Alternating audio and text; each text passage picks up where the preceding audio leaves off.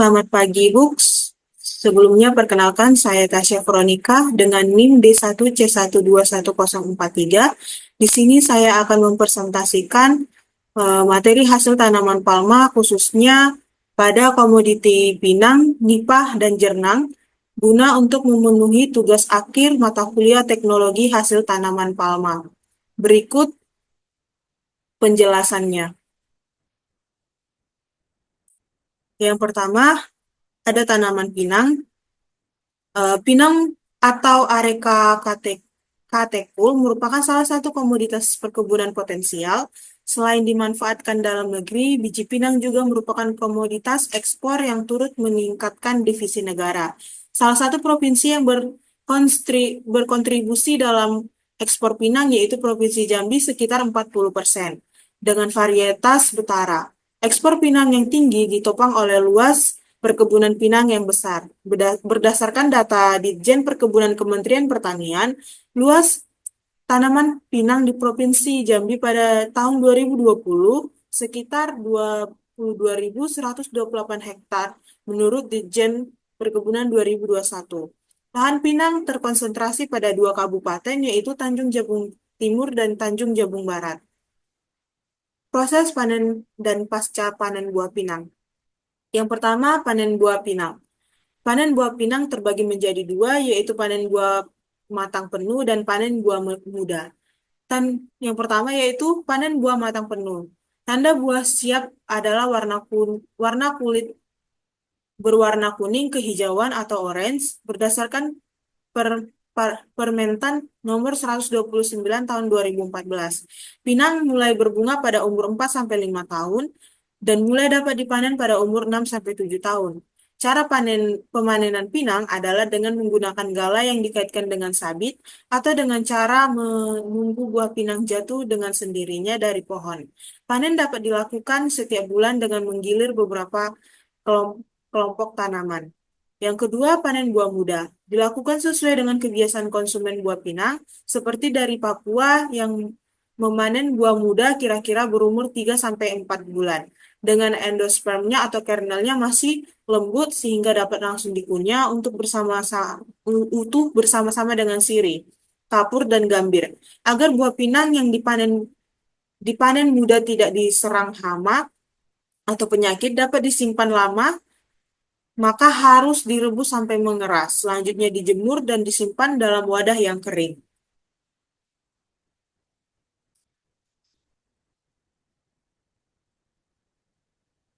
Yang kedua, pasca panen buah pinang, ada dua. Yang pertama yaitu biji pinang goli kering dengan proses jemur, kupas, dan kemas.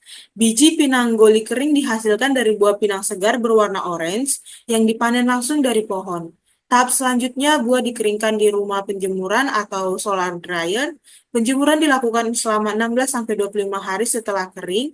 Selanjutnya, buah dikeringkan setelah kering, dikupas kulitnya secara manual atau menggunakan mesin. Setelah bersih, biji pinang dikemas untuk dijual atau disimpan di dalam gudang. Yang kedua yaitu biji pinang belah kering dengan proses dibelah, jemur, cungkil, jemur kembali, dan dikemas.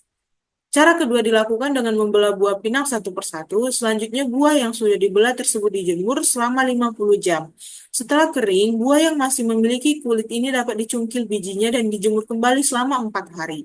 Hal ini bertujuan untuk mengurangi kadar air biji hingga mencapai 4-5%, sehingga aman untuk penyimpanan. Pengeringan dilakukan supaya biji pinang tidak mudah diserang jamur Aspergillus sp yang menghasilkan senyawa aflatoksin. Setelah kering, biji pinang dikemas dalam karung untuk dijual atau disimpan dalam gudang.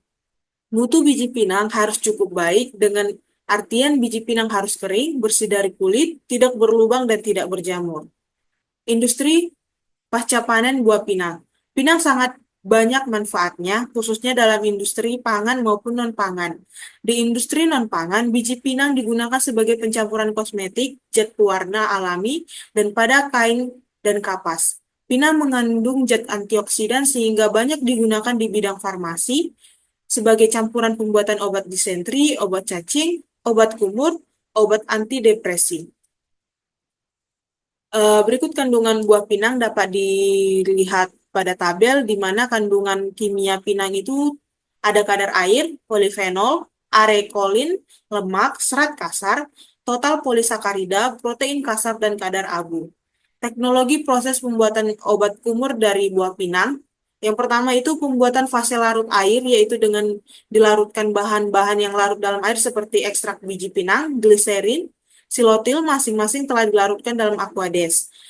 Mentol yang telah digerus ditambah sedikit demi sedikit ke dalam bahan. Silotil yang sudah dilarutkan dengan aquades ditambah ke bahan. Kemudian bahan ditambahkan sedikit demi sedikit propelin, glikol, dan diaduk homogen. Selanjutnya yang terakhir yaitu natrium benzoat dilarutkan dengan air sampai homogen. Setelah itu, tambahkan ke bahan hingga mencapai pH sampai 67. pH dapat dengan natrium benzoat. Yang kedua ada tanaman nipah. Tanaman nipah termasuk tanaman sejenis palmae yang tumbuh di sepanjang sungai yang dipenuhi oleh pasang surut air laut. Di Indonesia, luas tanaman nipah berkisar mencapai 700.000 hektar. Buah nipah merupakan hasil hutan yang sifatnya musiman dengan buah yang melimpah setiap musimnya. Nipah memiliki potensi besar apabila dimanfaatkan dengan baik. Buah nipah yang muda memiliki kandungan kimia berupa kadar air 38,96%, kadar abu 0,98%, kadar lemak 0,70%, kadar protein 2,95%, kadar karbohidrat 56,41%, total gulanya 27,22%, dan vitamin C-nya 60%. Buah nipah mengandung beberapa mineral seperti Fe, Na, K, dan Mg. Senyawa kimia yang terdapat pada buah nipah yaitu polifenol, tanin, alkaloid yang berpotensi sebagai antioksidan. Buah nipah juga mengandung pektin sebesar 0,95%, di mana pektin dapat membantu dalam pembuatan gel pada permen jelly. Teknologi proses pemanfaatan tanaman nipah yang pertama dari daun nipah secara tradisional dimanfaatkan untuk membuat genteng rumah yang daya tahannya bisa hingga 3 sampai 5 tahun. Daun mudanya nipah mirip janur kelapa. Bisa dibuat untuk dinding rumah, dianyam jadi tikar, tas, topi, anyaman lainnya. Pucuk daun muda dijadikan lintingan rokok, yaitu kulit ari dibuat tipis dan dikeringkan eh, hingga agak untuk rokok, layaknya seperti penggunaan daun lontar. Tangkai dan pelepah nipah digunakan sebagai kayu bakar yang baik. Kandungan pada pelepah daun nipah ini terbuat dari selulosa, jadi bahan pembuat pulp atau bubur kertas. Lidinya bisa digunakan jadi alat pembersih. Yang ketiga itu tandan buah nipah. Tandannya disadap niranya. Cairan manis didapatkan dari tandan bunga yang belum mekar. Lalu diproses dengan cara memasak hingga beku menjadi gula nipah atau palm sugar. Hasil dari oksidasi gula nipah ini juga difermentasi akan menjadi cuka, diperam sampai air nira ini dibuat sebagai bahan baku etanol sebagai pengganti bahan bakar minyak bumi. Keunggulannya, etanol ini bisa menghasilkan perkiraan 11.000 liter per hektar dalam 1 tahunnya. Perbandingan lebih unggul daripada kelapa sawit yang hanya menghasilkan 5.000 liter per hektar per tahunnya. Yang keempat yaitu umbut serat buah muda. Buah muda dan umbut dapat dimakan langsung. Buah mudanya dijadikan kolang-kaling, buah nipah yang sudah tua ditumbuk dan dijadikan sebagai tepung. Arang akar nipah bisa sebagai obat sakit kepala dan sakit gigi dan biasa digunakan oleh sebagian orang Kalimantan. Yang terakhir yaitu ada tanaman jernang, di mana jernang merupakan buah rotan dari genus Daemonoropes dengan nama lokal jernang. Rotan penghasil jernang tumbuh berumpun, hidup di hutan hujan tropis dan hutan subtropis. Jernang merupakan tumbuhan liana yang sangat bergantung pada pohon rambatan. Jernang juga dimanfaatkan sebagai obat tradisional, bahan campuran kosmetik, bahan obat sariawan, dan bahan obat sakit perut maupun ramun untuk mengatasi gangguan pencernaan. Karena begitu banyak manfaat, jernang memiliki harga yang tinggi. Harga jernang sendiri berkisar sekitar antara 800.000 sampai 3 juta per kilonya. Tergantung dengan kelas kualitasnya, resin jernang telah digunakan sejak beberapa abad yang lalu sebagai antiseptik, perangsang sirkulasi darah, antimikroba, antivirus, anti-tumor, obat luka, dan lain-lainnya. Khasiat jernang sebagai obat luka dikarenakan hasil ekstrak etil asetat jernang memiliki sifat prokoagulasi darah secara in vitro terhadap kelinci. Komponen kimia utama yang terkandung dalam buah rotan jernang adalah resin ester dan dracoresinotanol 57-82%.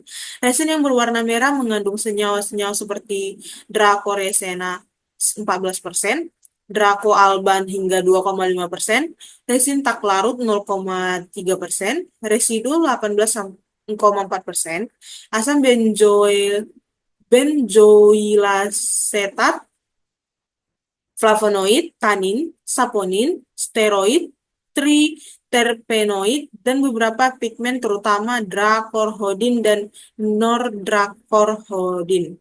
Dracorhodin merupakan komponen jernang utama yang memberikan warna merah yang merupakan turunan senyawa flavonoid antosianin. Pasca panen tanaman jernang. Pemanenan buah jernang biasanya dilakukan 3 bulan sekali untuk mendapatkan hasil yang optimal. Pemanenan dilakukan pada umur 7-8 bulan setelah antesis. Buah jernang yang lebih menarik bagi pengumpul adalah buah yang mendekati tua atau berwarna coklat kemerahan. Penjemuran. Buah jernang dijemur di bawah terik matahari untuk menurunkan kadar airnya. Penjemuran dilakukan dengan menabur buah di atas nampan dan ditempatkan di ruang terbuka selama kurang lebih 2 hari. Yang ketiga ada pengolahan. Untuk mendapatkan resin jernang, buah jernang direbus. Resin jernang dapat disimpan pada suhu kamar dan digunakan sebagai zat pewarna kerajinan dan tenun ikat. Buah jernang merupakan buah dari rotan yang dapat dimakan dan memiliki manfaat yang baik untuk kesehatan. Jernang secara tradisional dimanfaatkan sebagai bahan obat. Teknologi proses resin jernang. Proses pemanfaatan resin jernang yang sudah beku dan mengeras dapat dilakukan dengan cara menggenggam resin jernang yang mengeras selama beberapa menit untuk mengalirkan panas. Selanjutnya, jernang akan melunak dan dapat digunakan untuk mewarnai bahan kerajinan seperti kerajinan rotan, bambu, dan lainnya. Resin jernang yang dimanfaatkan untuk mewarnai tenun ikat dilakukan dengan cara memanaskan gumpalan resin jernang yang sudah mengeras menggunakan campuran air panas secukupnya. Selanjutnya, benang-benang akan dicelupkan ke dalam resin jernang yang telah mencair untuk menghasilkan zat pewarna alami pada kerajinan tenun ikat. Baik, sekian presentasi yang dapat saya sampaikan. Mohon maaf apabila ada salah kata dalam penyampaian saya. Saya akhiri, terima kasih dan selamat pagi.